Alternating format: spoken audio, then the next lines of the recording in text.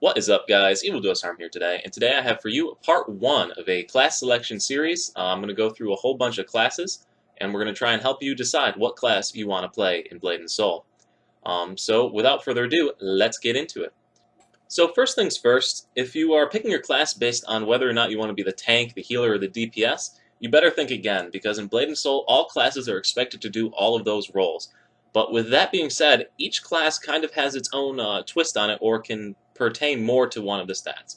So if you wanted to be a tank, your best bets are going to be the Kung Fu Master, the Blade Master, and the Destroyer. So each of those classes, they can DPS, but they all have a block skill that allows them to tank a lot of damage from bosses, as well as a lot of CC to help them CC bosses for the rest of their team. If you're looking more along the lines of a pure DPSer, your best bet is going to be the Force Master, as it has a huge amount of upfront damage with its skills. As well as the Assassin, who can DPS the majority of the game solo. So if you're looking to play as a solo player, the Assassin is also a good pick for you.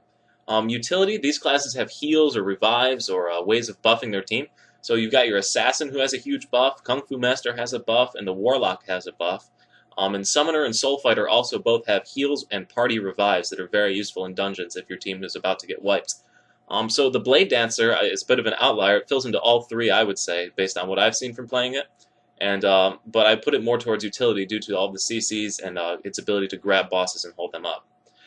So if that helps you pick your class based on its general idea, great. But what if you wanted to be more competitive?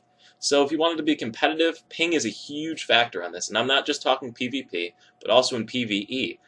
Ping will determine what your ability to cancel or animation cancel your skills, which is a huge boon in your DPS. So if you have higher ping and you really want to be a high DPS player, or you want to have more room for error, you're probably going to want to go ranged. So the ranged characters, they have more leeway. They have, in arena, they have more distance for the opponent to cover, so it gives them more time to react.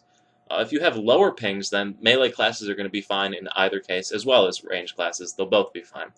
But don't pick your class solely based on ping or based on whether you want to be competitive, because a majority of this game is just about having fun. And if you're not going to enjoy playing the class, then there's no point in playing.